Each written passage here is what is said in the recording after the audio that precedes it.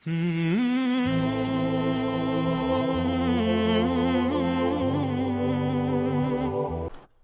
الله الرحمن الرحيم والصلاة والسلام على رسوله الكريم وعلى آله وصحبه أجمعين أما بعد داعی اور مدعو میں طبیب اور مریض کا رشتہ ہوتا ہے۔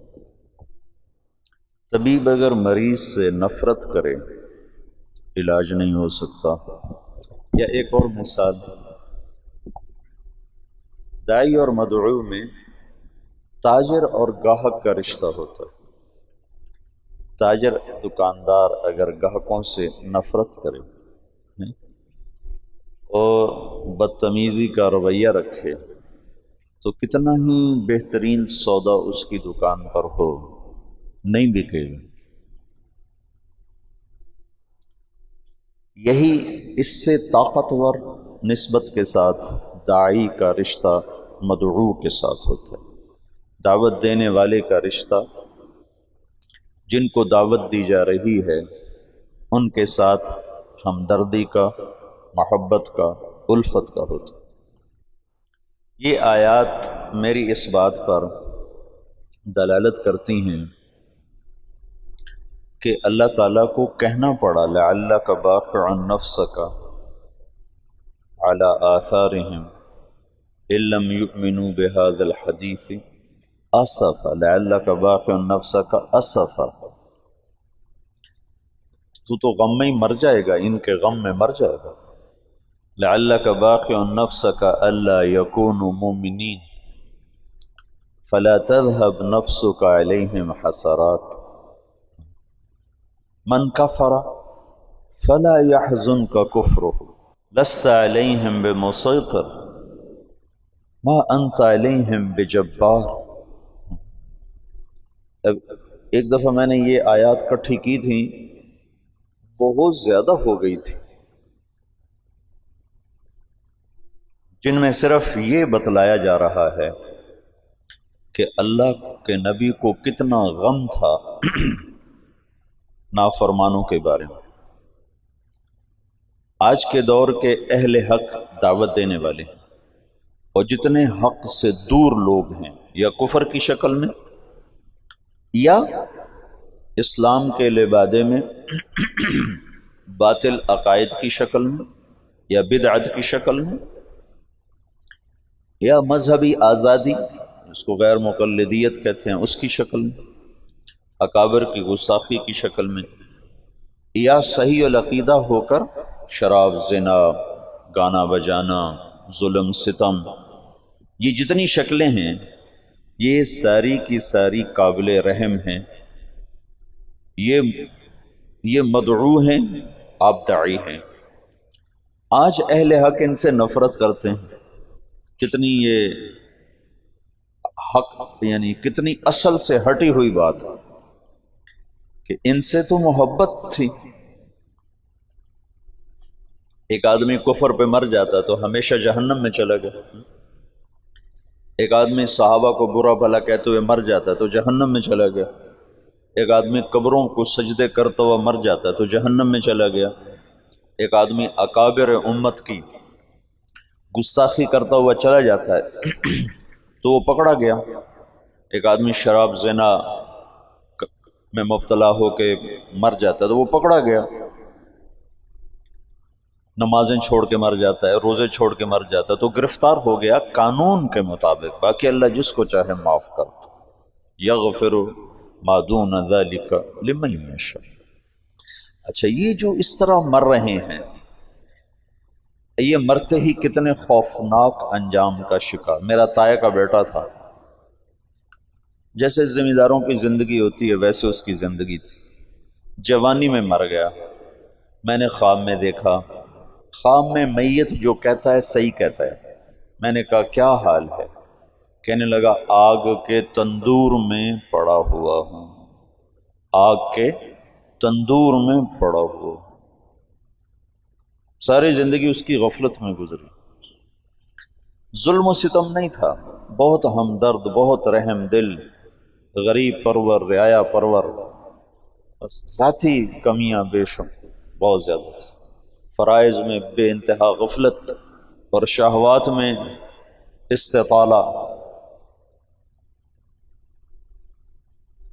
کہ میں آگ کے تندور میں ہوں، تو یہ قابل رحم ہے یا قابل نفرت ہے؟ آج کے مناظرانہ ذہن نے تمہیں دعوت کے غم سے ہٹا کر نفرت کے کانٹوں میں الجھا دیا۔ مناظرانہ ذہن کا یہ کم سے کم نقصان ہے، زیادہ تو اس سے یہ کم سے کم نقصان ہے کہ جن سے نفرت، جن سے محبت کرنی تھی ان سے نفرت شروع کرتے۔ تعالوا الى کلمۃ سواء بیننا وبینکم الا نعبد الا اللہ۔ یہ آیت تمہیں کیا اصول بتا رہی کہ جن چیزوں میں تم مشترک ہو ان کو مضمون دعوت بناؤ۔ رفع یدین کو مضمون دعوت نہ بناؤ، نماز کو مضمون دعوت بناؤ۔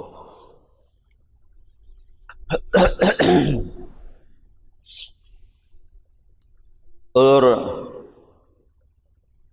ان انتم الا بشر مثلنا، تو آگے نبی کہہ رہے ہیں ان نحن الا بشر مثلکم، کہ ٹکراؤ کی بات نہ کرو، جس چیز کو وہ مانتے ہیں تم اس کی بات کرو، وہاں سے اگلی بات تک تو تم پہنچ جاؤ گے، پہلے موقع پر ہی ان کی ٹھکرا دو تو تم نے ان کو اپنے سے دور کر دیا، متنفر کر دیا۔ داعی اور مدعو جتنے کفر ہیں کی شکلیں ہیں، جتنی باطل کی شکلیں ہیں، جتنے غلط عقائد کی شکلیں ہیں، جتنی ہوا نفس پرستی کی شکلیں ہیں، یہ سب وہ لوگ ہیں جنہیں تم نے دعوت دینی ہے۔ یہ مدعو، تم داعی، اور تم ان سے نفرت کرنے لگ جاؤ اور ان کو غلط کہنے پہ تل جاؤ۔ غلط کہنا وقت کی ضرورت ہے یا انہیں گمراہی سے نکالنا وقت کی ضرورت ہے؟ تم غلط ہو، تم غلط ہو، تم غلط ہو، تم شرابی ہو، تم شرابی ہو، اسے نہیں پتا میں شرابی ہوں۔ تم سود خور ہو، تم سود خور ہو، اسے معلوم نہیں میں سود خور ہوں، میں سود کھاتا ہوں۔ جھوٹے پر اللہ کی لعنت، سود کھانے والے پر اللہ کی لعنت، اب اس کو سنا رہے ہو تو تمہارے قریب کیسے آئے گا؟ اور نبی کا مضمون کیا ہے؟ لِتُخْرِجَ النَّاسَ مِنَ الظُّلُمَاتِ إِلَى النُّورِ، نہ کہ لِتُحَقِّقَ ظُلُمَاتِهِمْ فِيهِمْ، یہ تو نہیں، لِتُحَقِّقَ ظُلُمَاتِهِمْ فِيهِمْ، تو اس لیے آیا ہے کہ ان کی ظلمتیں ان کے اندر ثابت کر دے کہ آج کے مناظرے کا یہ نتیجہ ہے کہ مناظرہ نفرت پیدا کرتا ہے، اور داعی نفرت نہیں کرتا ہے، محبت کرتا ہے، اسے جہنم نظر آتی ہے، وہ جہنم سے بچانے کے لیے وقت کی ضرورتوں سے بے نیاز ہو جاتا ہے۔ یا قوم یا ابت یا ابت یا ابت، کتنی التجا ہے ابراہیم علیہ السلام کی دعوت، یا ابت یا ابت، یا قوم یا قوم یا قوم، یا معشر قریش یا معشر قریش۔ چونکہ سیرت کا یہ پہلو امت نے بھلا دیا تھا کہ ہم دعوت دینے والے ہیں، دعوت دینے والے کو محبت ہوتی ہے نافرمانوں سے، کافروں سے ہمدردی ہوتی ہے کہ وہ انہیں جہنم سے نکالنا چاہتا ہے، اور تم انہیں جہنمی ثابت کرنا نہیں تم جہنمی ہو، نہیں تم گمراہ ہو۔ یہ کون سی عقل والی بات؟ معترض کا جواب نہیں ہوتا، میں نے رات بھی بتایا تھا، سائل کا جواب ہوتا۔ دعوت دینے والا ایسی بات کرتا ہے کہ وہ پیٹھ پیچھے چھپ کر کہتے ہیں باتیں تو سچی کرتا ہے، ابو جہل جیسا کہہ رہا ہے سچا پر میں مانوں گا نہیں۔ کیا خوبصورت مضمون دعوت ہے کہ سب سے بڑا اعداء عدو الاسلام کہتا ہے سچا مانوں گا نہیں۔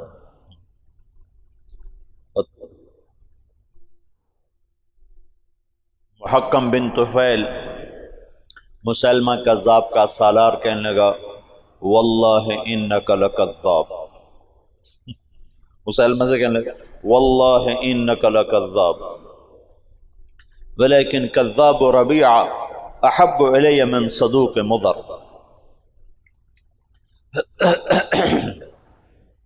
جادو وہ ہوتا ہے جو سر چڑھ کے بولے. مناظرے کی زبان توہین کی ہے، اہانت کی ہے، تذلیل کی ہے، تحقیر کی ہے، استخفاف کی ہے، اور اس میں سے ایک چیز بھی دعوت کے ساتھ نہ جوڑ کھاتی ہے نہ اسلام کے ساتھ جوڑ کھاتی. دعوت دینے والے کے اندر محبت ہوتی ہے، ہمدردی ہوتی ہے کہ یہ جہنم سے بچے. حج سے ہم مینا سے واپس آ رہے تھے. مینا سے 1999 کا میرا پہلا حج تھا. تو اس وقت کنکریاں جہاں مارتے تھے نا، پل کے ساتھ اترتے ہی نائی کھڑے ہوتے تھے، سر کے بال، کوئی داڑھی شیو کراتا تھا، کوئی سر کے بال مڑاتے ہیں، کوئی ویسے داڑھی ٹھیک کراتا.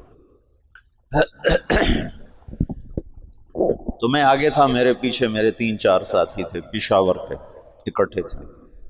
تو جب جو نیچے اترے ہیں تو ایک نوجوان سیالکوٹ کا، بعد میں تعارف ہوا سیالکوٹ کا، وہ سر کے بال اس کے صاف ہو گئے تھے اور داڑھی شیو کرانے لگا تھا داڑھی. تو یہاں نائی نے صابن لگایا تھا. وہ ایک نوجوان تھا راشد، بہت بڑا تاجر، کروڑوں پتی، جوانی میں تبلیغ میں لگا. اس نے جب دیکھا تو ایک دم جا کے اس کے پاؤں میں گر گیا، اس کے پاؤں پکڑ کے رونے لگا، کہنے لگا ابھی تیرے سارے گناہ معاف ہو چکے ہیں، یہ دوبارہ فوراً گناہ نہ کر، تیرے سارے معاف ہو چکے ہیں. جب آدمی عرفہ سے واپس لوٹتا ہے تو سارے معاف ہو گئے، تو کہا تیرے سارے معاف ہو گئے، دوبارہ اپنے کافی کو کالا نہ کر. وہ ایسا رویا کہ وہ نوجوان خود رونے لگا. تو اس نے وہ تولیہ جو یہاں رکھا ہوا تھا نا، اس نے اس سے اپنا سارا صابن صاف کر دیا اور نائی سے کہنے لگا میرا خط بنا دو، آج کے بعد میری توبہ، میں داڑھی نہیں منڈاؤں گا. یہ داعی ہوتا ہے. تم بے وقوف مناظرانہ ذہن رکھتے ہو کہ ہم نے نیچا دکھانا ہے. نیچا دکھانا بھی کوئی حق ہے؟ اوروں کو عزت دینا سیکھو، پھر وہ تمہارے سامنے گر جائیں گے، خود ہی گر جائیں گے.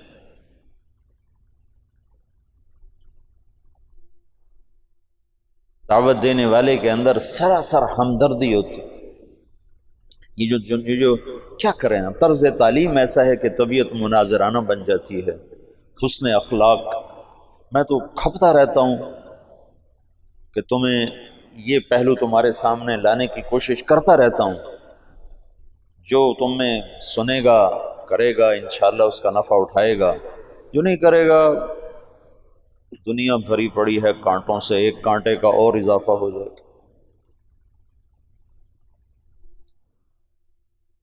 تو دعوت دینے والا سراسر رحمت ہوتا ہے، اور راتوں کو اٹھ کے روتا ہے. ڈاکٹر سعید رانا، کینسر کا اسپیشلسٹ، اس کو سعودی عرب حکومت نے اس کی اس ڈگری پر سعودیہ کی شہریت دی ہے، پاسپورٹ دیا ہے. ایسا قابل آدمی.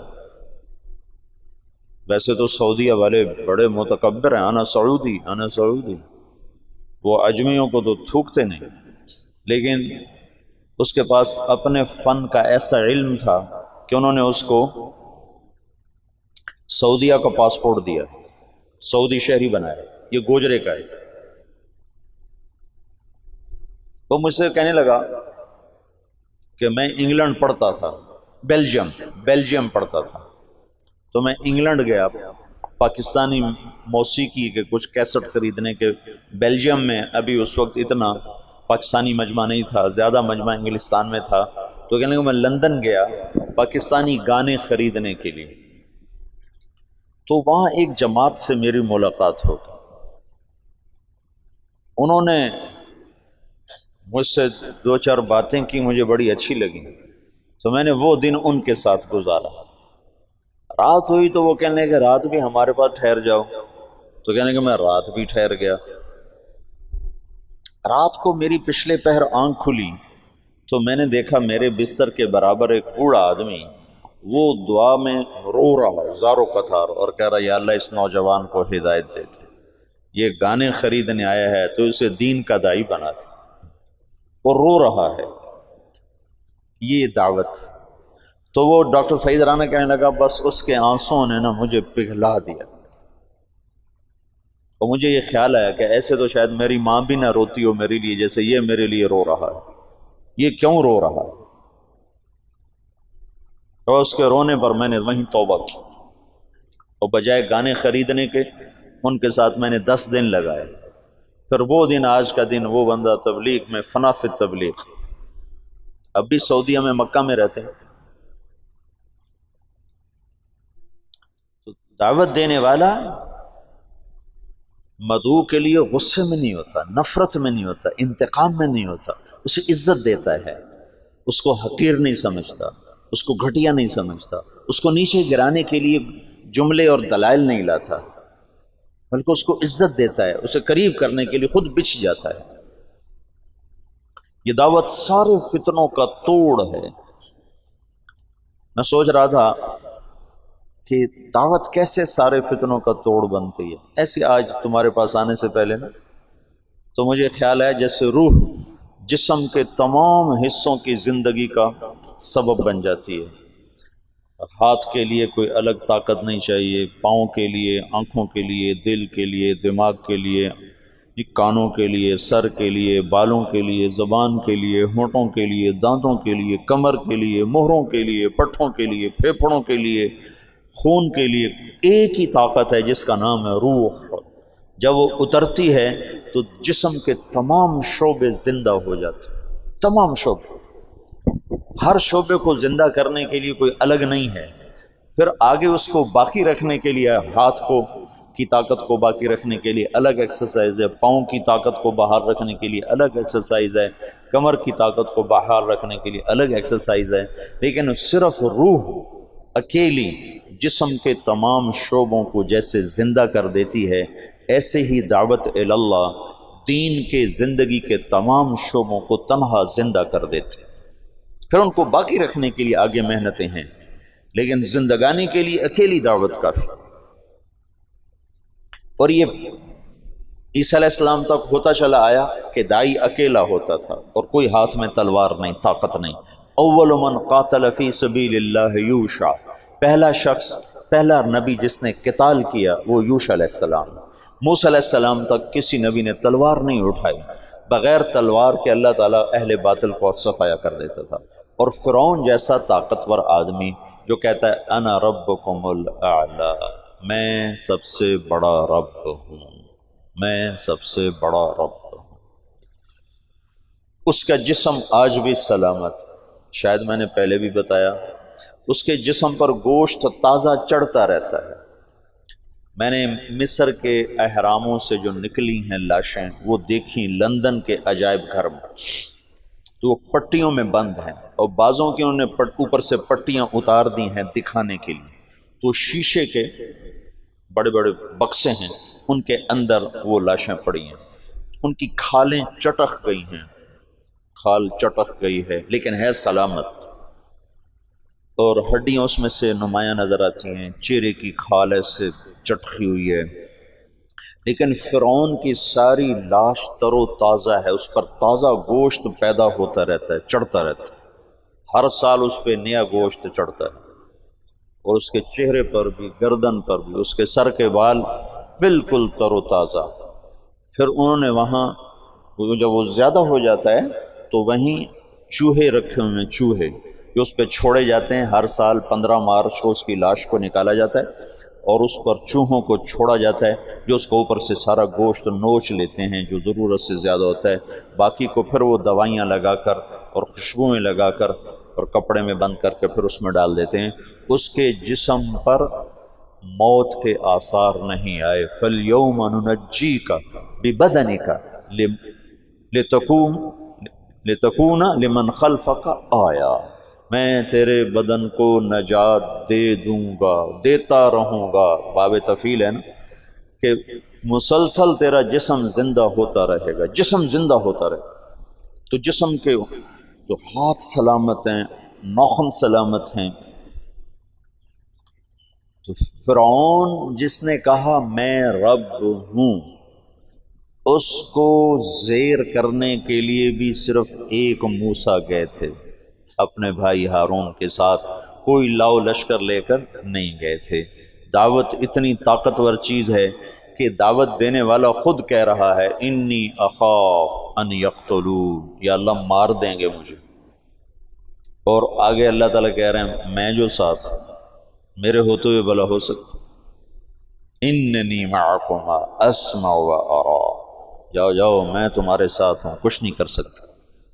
تو عیسیٰ علیہ السلام تک آپ دیکھو کہ ہر داعی اکیلا آیا اور سامنے ایک ٹھاٹھے مارتا ہوا انسانوں کا سمندر ہے، لیکن نبی کی بات غالب آئی اور اللہ نے نہ ماننے والوں کو پکڑا۔ منہم من اخذتہ الصیحہ منہم من ارسلنا علیہ حاصبا منہم من خسفنا بہ الارض ومنہم من اغرقنا۔ یہ اللہ تعالیٰ نے اپنی پوری تاریخ کو 4 جملوں میں بیان کر دیا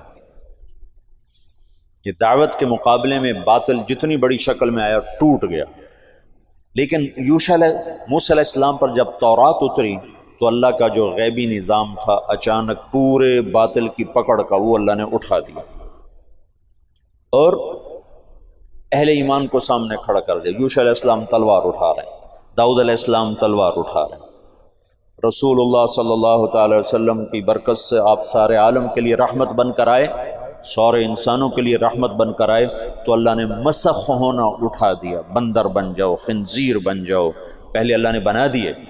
انزل علینا مائدۃ من السماء، اللہم ربنا انزل علینا مائدۃ من السماء، آسمان سے دسترخوان اتارنے کی عیسیٰ علیہ السلام کی قوم نے شرط رکھی، اللہ نے دسترخوان اتارا، جب وہ نہیں مانے تو اللہ نے کھڑے کھڑے خنزیر بنا دیا، اور مچھلی کھانے پر سوتوں کو بندر بنا دیا۔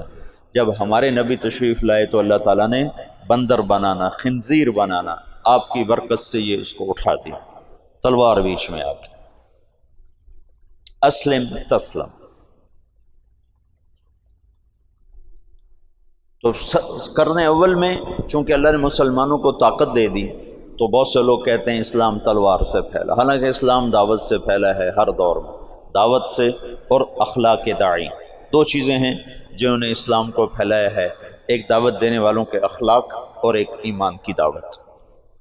لیکن ایک نمونہ 7ویں صدی میں اللہ تعالیٰ نے خالصتاً دعوت کے ذریعے سے دنیا کی سب سے بڑی سیاسی طاقت کو زیر کیا، یہ اللہ نے دکھایا تاکہ آنے والی نسلوں میں بطور حجت کے ایک داستان باقی رہے کہ اگر امت دعوت دینے کو اپنا وظیفہ بنا لے تو بڑے سے بڑا باطل ٹوٹ سکتا ہے، مقابلے سے نہیں ہوگا، مقابلے سے نہیں ہوگا، مناظرے سے نہیں ہوگا، ضد پیدا ہو جائے، بغض پیدا ہو جائے، جب بغض پیدا ہوتا ہے پھر انکار کی صلاحیت، پھر اقرار اور ماننے کی صلاحیت ختم ہو جاتی ہے، اور ہمیشہ مناظروں سے اور جواب در جواب سے اور رد الجواب سے بغض کی کیفیت پیدا ہوتی ہے اور نفرت کی کیفیت پیدا ہوتی ہے۔ تم ہارنا سیکھو، ہارنا، جی آپ جیت گئے میں ہار گیا، تو تمہیں کوئی ہرا نہیں سکتا۔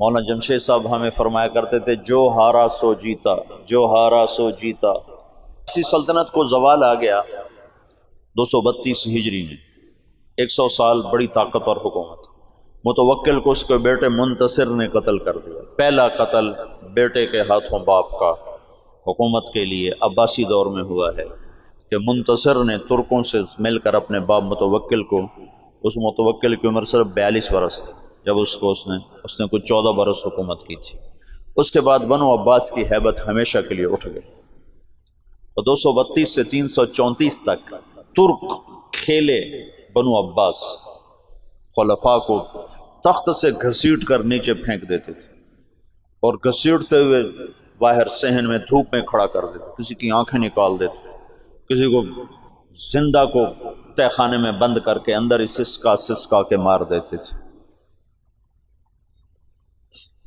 تو 334 تک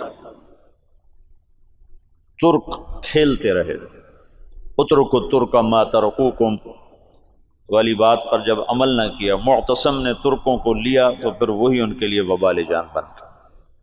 پھر 334 سے 446 تک شیعوں نے حکومت کی۔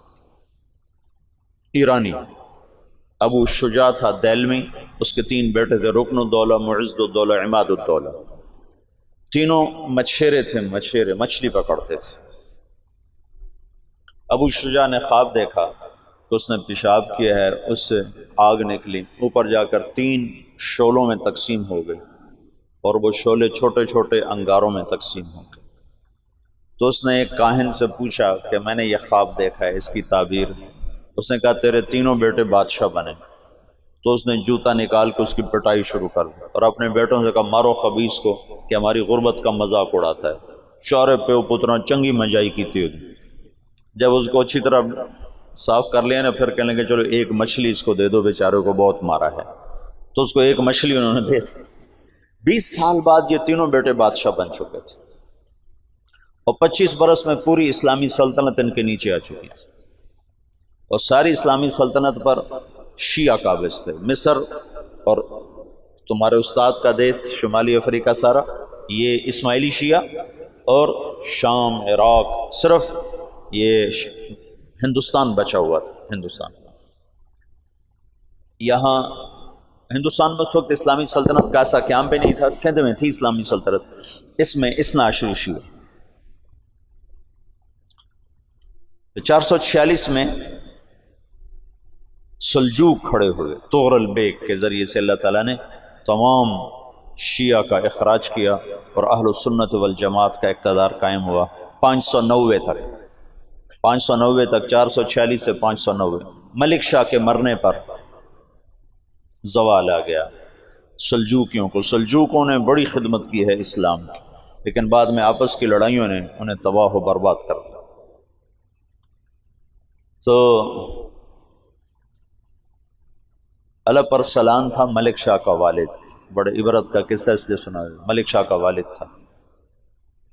تو وہ جا رہا تھا چین فتح کرنے، چین۔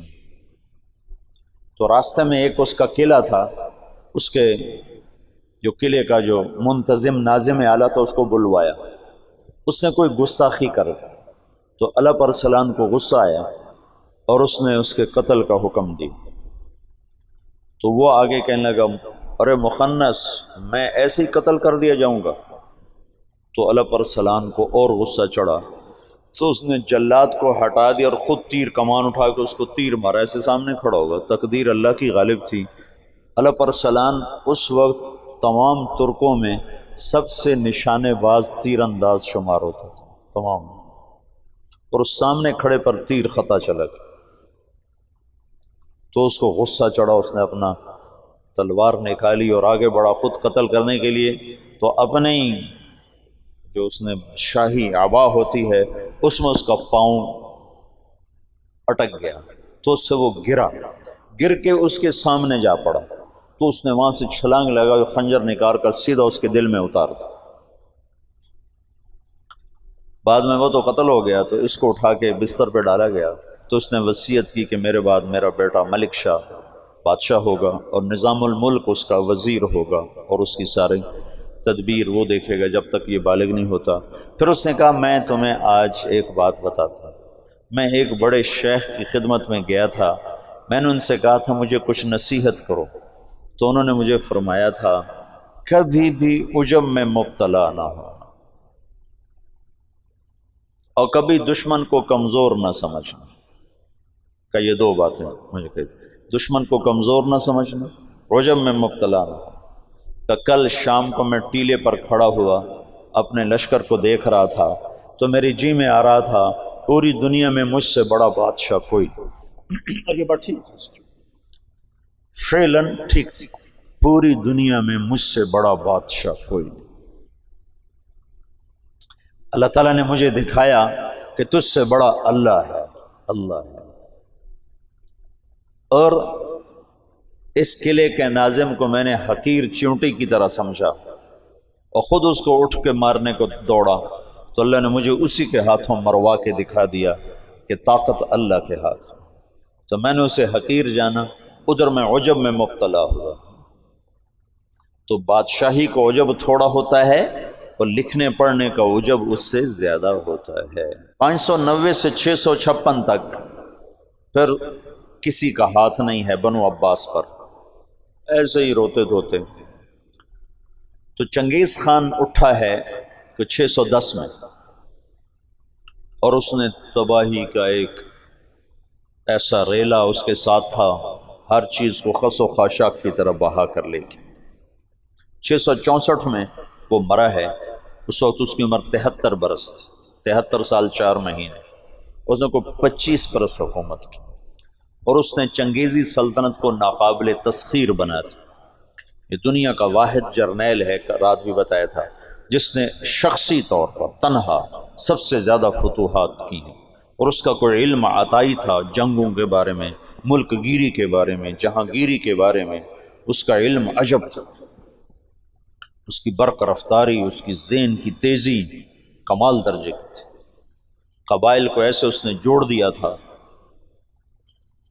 سب ایک جھنڈے تلے مختلف قبائل جمع ہو گئے تھے، اور دنیا کی ناقابل تسخیر طاقت بنے۔ اور قراقرم صحرائے گوبی میں منگولیا کے پاس ایک بڑا شہر اس نے بنایا، دارالحکومت، جو ساری دنیا کا سب سے بڑا دارالحکومت، اور ان کا بڑا نشانہ مسلمان تھے، مسلمان، کہ مسلمانوں سے زیادتی ہوئی تھی، جس کے بدلے میں چنگیز خان نے ان پر حملہ کیا تھا۔ چنگیز خان کے مرنے پر اس کی سلطنت، اس کے 4 بیٹے تھے، بڑا جوجی تھا، جوجی کے بارے میں اسے شک تھا کہ یہ میرا بیٹا نہیں، کہ اس کی جب یہ چھوٹا سردار تھا تو اس نے بڑی شکستیں کھائیں، حتیٰ کہ اس کی بیوی اغوا ہو گئی۔ جب وہ واپس آئی تو حاملہ تھی، لیکن اس نے بورتائی خاتون اس کا نام تھا، اس نے ہمیشہ اس کو عزت دی اور اس بیٹے کو اپنا ہی بیٹا سمجھا، اس کا نام جوجی۔ 3 بیٹے اس کے سامنے پیدا ہوئے، عقدائی اور چغتائی اور طولوئی۔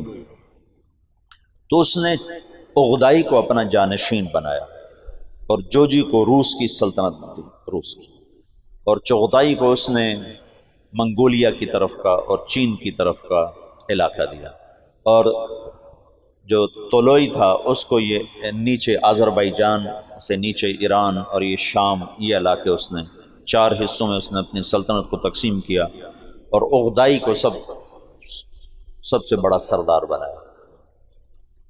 عقدائی کے دور میں فتوحات کا رخ مسلمانوں سے ہٹ کے یورپ کی طرف چلا گیا، تو ان کا ایک سالار تھا سوبدائی بہادر، سوبدائی، وہ پولینڈ تک پہنچا، پولینڈ تک، لیکن اس میں کوئی ایسی سلطنتیں تھیں نہیں، ایسی چرواہے سے بیچارے غریب لوگ، تو وہ پولینڈ تک اس نے چنگیزی سلطنت کو پھیلا دیا۔ اب یہ وہ ہاتھی ہے جس کے سامنے ساری دنیا کے بادشاہ چیونٹی اور چوہے کی طرح، انہیں میدان جنگ میں ہرانے کی کوئی شکل نہیں۔ تو اسلام کی شکل یوں تھا کہ اب بجھا، اب بجھا، اب بجھا، لیکن اللہ نے دین کو باقی رکھنا ہے تو انسانوں کو بھی باقی رکھنا ہے جو مسلمان کہلائیں۔ جب عقدائی مرا ہے تو اس کا بیٹا تھا قیوق، وہ حکمران بنا، وہ بہت رحم دل تھا،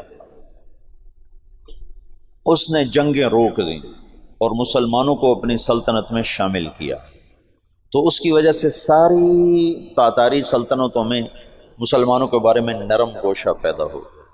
اب نامعلوم تاریخ کے گمنام سپاہی ہیں جو اتنے غیر معلوم ہیں، اتنے نامعلوم ہیں کہ کسی تاریخ میں ان کا نام تک درج نہیں، ان کی جگہ درج نہیں، جنہوں نے تاتاریوں کو دعوت دینا شروع کی۔ خونخوار قوم ہے، اور تاتاری غریب مسلمانوں کی دعوت سے اسلام قبول کرنا شروع ہو گئے۔ یہ تاریخ کا حیرت ناک واقعہ ہے۔ غیر مسلم مورخین بھی اور مسلم مورخین بھی جب یہاں پہنچتے ہیں تو وہ حیران ہوتے ہیں کہ کیسے ایک فاتح قوم نے مفتوح قوم کا مذہب کیسے قبول کر لیا۔ ہندوستان میں کوئی عیسائی نہیں تھا، آج کروڑوں ہیں، کہاں سے آئے؟ انگریزوں نے دعوت۔ اندلس سے سارے مسلمان مٹ گئے، سب عیسائی ہو گئے، کیسے؟ طاقت عیسائیوں کے ہاتھ میں تھی۔ تو یہ ایک عجب واقعہ ہو رہا ہے کہ طاقت جن کے ہاتھ میں ہے وہ اسلام کے سب سے بڑے دشمن ہیں، اور اسلام اور مسلمان ان کے لیے سب سے مبغوض چیز ہے، اور پھر وہ انہی کا کلمہ پڑھتے جا رہے ہیں۔ یہ 7ویں صدی میں ہو چکا ہے۔ آج کا چنگیز کسی اور شکل میں ہے، کسی اور نام کے ساتھ ہے، آج کا ہلاکو کسی اور شکل میں ہے، کسی اور نام کے ساتھ ہے، لیکن آج بھی وہی ہوگا جو 7ویں صدی میں ہو چکا ہے۔ ہم ان کو سیاسی میدان میں، جنگی میدان میں شکست نہیں دے سکتے۔ تو وہ سائنس ٹیکنالوجی میں وہاں پہنچ چکے ہیں جہاں ہم اور جنم لے کر بھی نہیں پہنچ سکتے، لیکن ایک راستہ ہمارے پاس پڑا ہے، ہم ان کو دعوت دیں۔ اس وقت فرانس میں اوسط 5 سے 6 گورے روزانہ مسلمان ہو رہے ہیں، اوسطاً 5 سے 6 گورے روزانہ مسلمان، اور فرانس یورپ میں سب سے زیادہ اسلام قبول کرنے والا ملک بن چکا ہے، اور اس کے بعد اٹلی سب سے زیادہ تیزی کے ساتھ اسلام میں آ رہا ہے، وہ پوری دنیا میں امریکہ میں سب سے زیادہ اسلام پھیل رہا ہے۔ دعوت ایسی چیز ہے جو چیونٹی سے ہاتھی کو مروا دیتی۔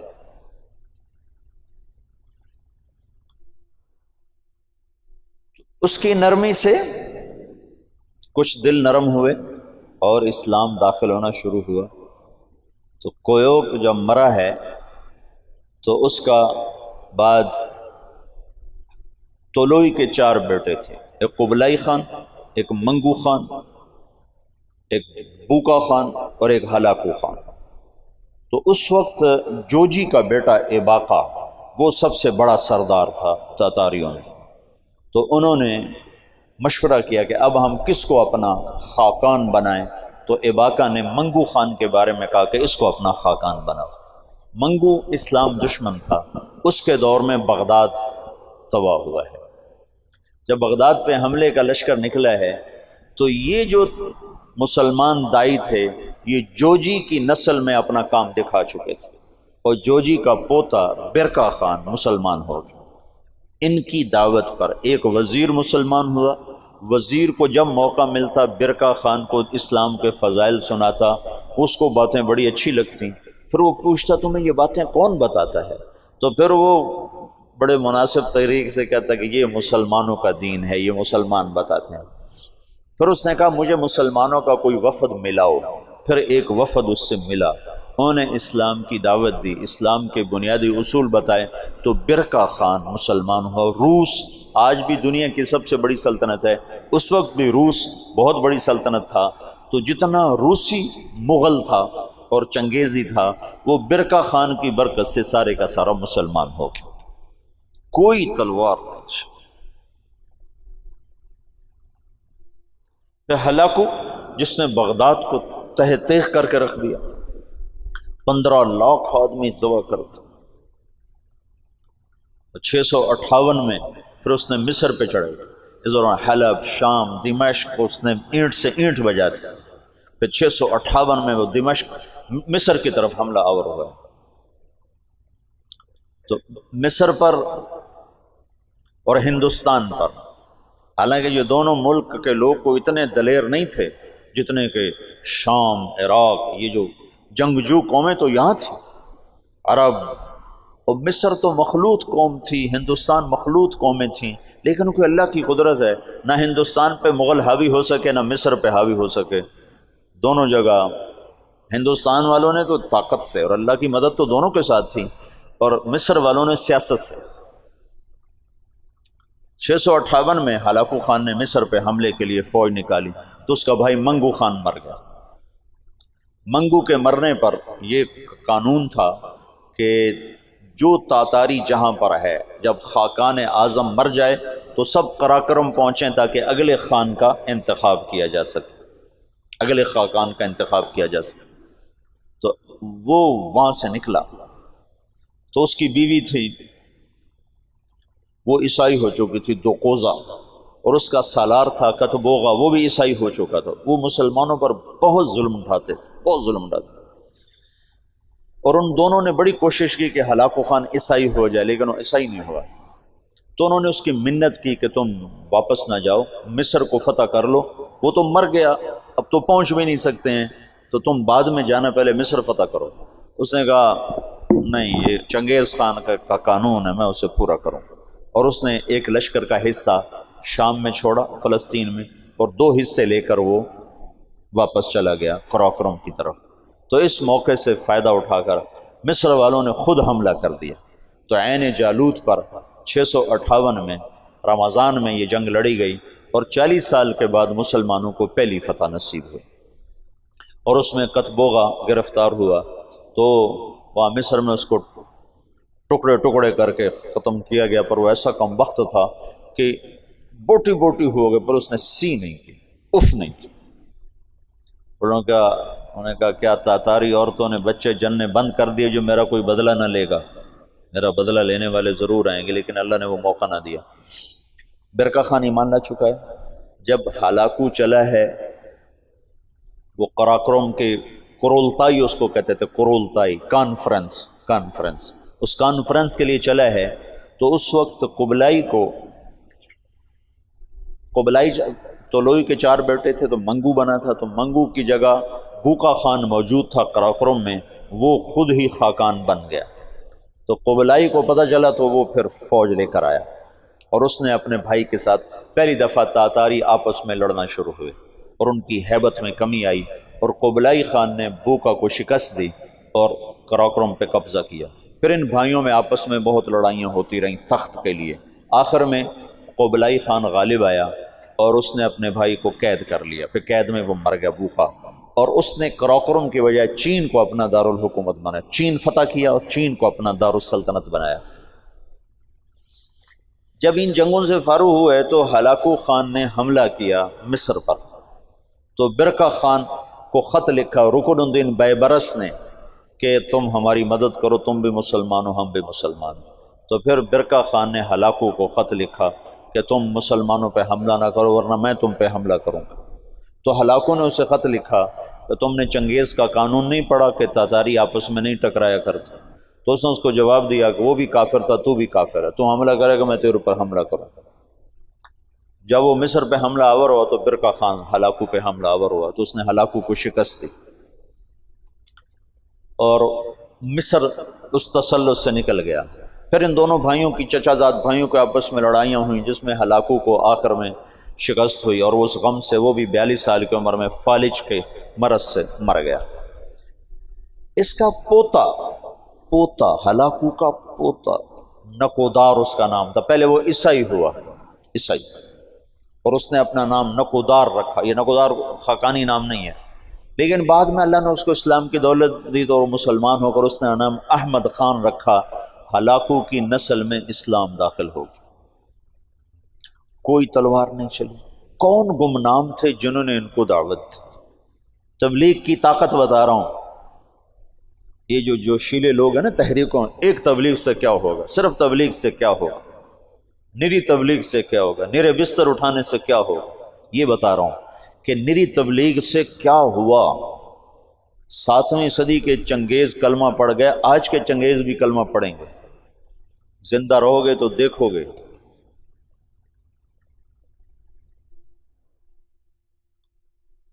پیچھے صرف ایک نسل قبلائی کی نسل چین نکل گئی، وہ محروم ہوئے اسلام سے، ورنہ باقی ساری نسل چنگیز چغتائی رہ گیا۔ چغتائی کا پڑپوتا تیمور تغلق، وہ جلال الدین رحمت اللہ علیہ کے ہاتھوں متاثر ہوا اسلام سے، اور ان کے بیٹے رشید الدین کے ہاتھوں اس نے کلمہ پڑھا۔ وہ اس وقت منگولیا کی طرف حکمران تھے۔ تو یہ آخری تاتاریوں کا قلعہ باقی تھا، تو اس میں ایک آدمی نے سراغ کیا، ایک آدمی رشید الدین، جلال الدین رشید الدین۔ تیمور تغلق شکار کو نکلا، تو آگے جلال الدین مل گئے راستے میں، تو ان مسلمانوں کی شکل ہو لیا تو پہچانا جاتا کہ یہ مسلمان مل گیا، آج تو میرا دن خراب گزرے گا۔ کہنے لگا تم سے تو ہمارا کتا ہی اچھا ہے۔ تو جلال الدین کہنے لگے ہاں واقعی، اگر میں ایمان پہ نہ مروں تو تیرا کتا ہی اچھا ہے۔ تو تیمور کہنے لگا ایمان کیا ہوتا ہے؟ تو انہوں نے اس کو دعوت دی، اس کا ایسے دل پہ پڑی، کہنے لگا ابھی میں ولی عہد ہوں، جب بادشاہ بنوں نا تو مجھے ملنے آنا۔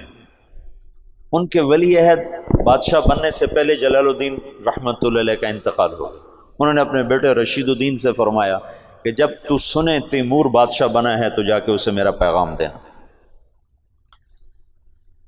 یہ پہنچے اس کے بادشاہ بننے پر، تو اس تک رسائی نہیں ہو سکی، بڑی کوشش کی، کسی نے دربار میں جانے نہیں دیا۔ تو انہوں نے ایک دن کیا کیا، اس کے محل کے قریب جا کر یہ سورج کی پوجا کرتے تھے، تو سورج نکلنے والا تھا تو انہوں زور سے اذان دی، تو تیمور کے کانوں میں آواز پڑی، عجب، ان کا یہ کون کیا کہہ رہا ہے؟ نہ آشنا آواز نہ آشنا کلمات کا، پکڑو اسے۔ تو پکڑ کے لایا گیا تو پتہ چلا کہ جو رشید الدین صاحب ہیں، جلال الدین کے بیٹے ہیں، انہوں نے دعوت دی، اس نے کلمہ پڑھا، اس نے اپنے وزراء کو بلایا کہ میں مسلمان ہو چکا ہوں، تم میرے ساتھ کلمہ پڑھو، وہ بھی مسلمان ہو۔ پھر اس نے اپنے سالار کو بلایا کہ میں مسلمان ہو چکا ہوں، تم بھی مسلمان ہو۔ اس نے کہا یہ میرے غلام سے لڑائی لڑے، کشتی کرے، اگر یہ اس کو گرا دے تو میں کلمہ پڑھ لوں گا۔ تو تیمور نے کہا تم دلائل سنو، تم کشتی کو اسلام کے ساتھ کیا جوڑتے ہو؟ انہوں نے کہا میں لڑائی کی دلیل جانتا ہوں، اس کے علاوہ کوئی دلیل جانتا نہیں۔ اس کے غلام کا نام تھا جراش، اور وہ کیا بلا تھی، وہ 5 سالہ اونٹ کو جو بیٹھا ہوتا تھا اس کو دونوں ہاتھوں پہ اٹھا کر یوں لے جاتا تھا۔ 5 سال کے اونٹ کو، تم سے یہ سلیپنگ بیگ نہیں اٹھائے جاتے۔ 5 سالوں۔ اب اس کے ساتھ رشید الدین صاحب کیا لڑیں گے؟ تو انہوں نے کہا نہیں میں لڑوں گا انشاءاللہ، کشتی کروں گا کل اس کے ساتھ۔ اگلے دن سارا شہر اکٹھا ہو گیا، انہوں نے رات کو اللہ سے بات کر لی، جو تو نے ان کو ایمان دینا ہے تو مجھے جتا دے، نہیں دینا تو میں اس کے سامنے کچھ بھی نہیں۔ تو اگلے دن وہ بڑا اکڑتا ہوا اور ہنستا ہوا میدان میں اترا، جو گئی آگے ماڑکو سے وہ ہاتھی سا۔ تو جب دونوں آمنے سامنے ہوئے تو انہوں نے اس کے قریب جا کر ایک ہلکا سا اس کے سینے پر اللہ اکبر یوں ایک مکہ مارا، اللہ اکبر، تو وہ 4 کلابازیاں کھا کے زمین پہ گرا، دڑل دڑل دڑل دڑ پوجا گرا۔ تو سارا مجمع حیران پریشان ہو گیا۔ تو اس کے سالار نے کہا مان گیا، اسلام میں طاقت ہے، اسلام میں طاقت، کلمہ پڑھا دو۔ اس تیمور کی قبر پر آج بھی لکھا ہوا ہے یہ وہ بادشاہ ہے جس کے ہاتھ 10 لاکھ انسان مسلمان ہو، 10 لاکھ۔ نہ وہ شیخ المشائخ ہیں، نہ وہ کوئی صوفیاء میں سے، نہ کوئی علماء میں سے، اور اس کے پیچھے دعوت ہے کمزور انسان کی۔ اور کچھ عرصے کے بعد سوائے قبلائی کی نسل کے باقی ساری تاتاری قوم مسلمان ہو چکی تھی۔ یہ 7ویں صدی میں ہو چکا ہے میرے عزیزو، یہ 15ویں صدی میں بھی ہو جائے گا۔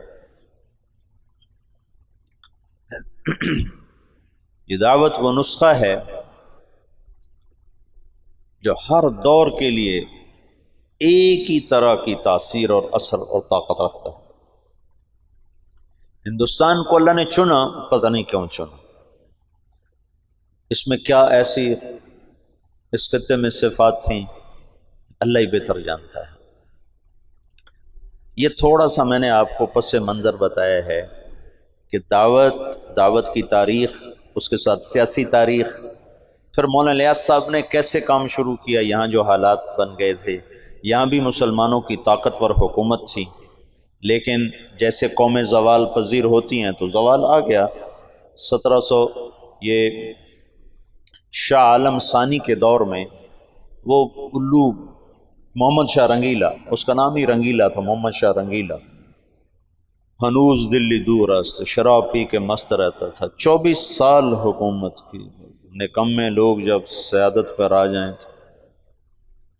شیر شاہ سوری نے صرف 6 سال حکومت کی تھی، 6 سال، وہ سارے ہندوستان کو پوری دنیا میں یوں کر دیا تھا۔ اس کا نام تھا فرید خان، نام اصل تھا فرید خان، اور سہسرام بہار میں ایک چھوٹی سی جگہ تھی جہاں یہ پیدا ہوا تھا، اور سپاہی بھرتی ہوا تھا بابر کی فوج میں سپاہی بھرتی ہوا تھا۔ تو ایک دن کھانے پر بیٹھے تھے، بابر بھی بیٹھے تھے، تو سامنے گوشت کا ٹکڑا ذرا دور تھا، تو شیر شاہ سوری نے خنجر نکالا اور اس ٹکڑے کو یوں خنجر پیوست کر کے اس کو یوں اٹھایا اور اٹھا کر اپنے سامنے رکھا۔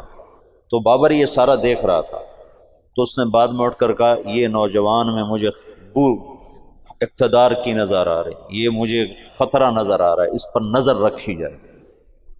صرف اتنی بات سے اس نے کہا اس پر نظر رکھی جائے، اور وہ نظر کیا رکھتے، تقدیر اس کے حق میں آ چکی تھی، وہ اللہ تعالیٰ نے اس کو اقتدار دیا، حکومت صرف 6 سال کی حکومت میں اس نے ہندوستان کو پوری دنیا سے یوں اونچا کر دیا، اور یہ کم وقت 24 سال حکمران رہا، اور صبح شراب کا دور چلتا تھا اور شام تک چلتا تھا۔ شاہ عالم کے دور میں تو اس کو غلام قادر روہیلا نے اس کی آنکھیں نکال دی تھی، تو شاہ عالم کے دور میں انگریز لال قلعے میں داخل ہو گئے۔ 1757 میں پلاسی میں نواب سراج الدولہ کو شکست ہوئی، اور 1799 میں جو آخری امید تھی ٹیپو سلطان، اس کو سرنگا پٹم میں شکست ہوئی، میسور۔ یہ اس کا جو باپ تھا نا حیدر علی، یہ چنیوٹ کا تھا، چنیوٹ کے پاس ایک جگہ یہاں کا تھا۔ یہاں سے پھرتے پھراتے دکن پہنچا، وہاں سپاہی بھرتی ہوا، ہندو راجا کی فوج، سپاہی سے ترقی کر کے سالار بنا، سالار سے حاکم بنا، پھر اس کا بیٹا ٹیپو۔ دونوں بڑے اونچے لوگ تھے پر ان کی تقدیر ہار گئی تھی، تقدیر۔ میں وہ لندن میں گیا نا پچھلے سال، تو وہ سلطان ٹیپو کی وہ پڑی ہوئی ہے تلوار جس سے وہ آخری وقت لڑتے ہوئے شہید ہوا، اور اس کی ٹوپی جو سر پہ رکھا کرتا تھا، اور اس کی وہ عبا جس میں وہ خون کے چھینٹے اب بھی لگے ہوئے تھے، اور اس کا تخت جس پہ وہ بیٹھا کرتا تھا، اور تخت کے نیچے پاؤں رکھنے کی جو جگہ نا، پاؤں ایسے پاؤں، وہ ایک شیر کا سر تھا، اتنا بڑا سر، خالص سونے سے بنا ہوا، خالص، اور اس کی زبان ایسے باہر نکلی ہوئی، تو اس کے اوپر وہ پاؤں رکھ کے بیٹھا کرتا تھا۔ اور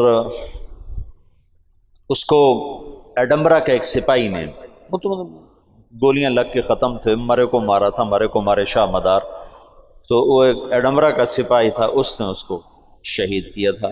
تو سارا ساز و سامان وہاں پڑا ہوا ہے اس کے عجائب گھر میں، دیکھا میں نے جا کے، اس کی شال بھی، اور اس کی ساری وہ کمان بھی، تیر بھی، ساروں نے ایک جگہ پر ایسے لگائے ہوئے ہیں۔ وہ آخری امید تھی مسلمانوں کو۔ 1799 میں وہ شہید ہوا ہے، تو جنرل ہیرس نے کہا ہندوستان ہمارا ہے۔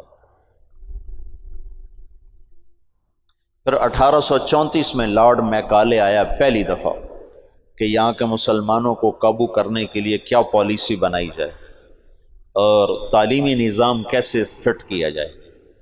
پھر 1857 میں ایک آخری کوشش تھی جنگ آزادی کی، جو ایک ہلا گلا تھا، کوئی تدبیر نہیں تھی، اس لیے اس نے ناکام ہی ہونا تھا، لیکن اس میں مرزا الہی بخش اور نواب شجاع الدولہ اور نجف خان اور رجب علی خان، یہ سازشی مہرے تھے جو انگریزوں سے ساز باز کر کے انہیں دلی تک پہنچنے کا راستہ ہموار کیا۔ اس کے صلے میں ان کو جاگیریں ملیں، بہت کچھ ملا۔ جنرل بخت خان تھا جو راجپوت تھا، جویا خاندان سے تھا، بخت خان، وہ آخر دم تک لڑا، آخر دم تک لڑا۔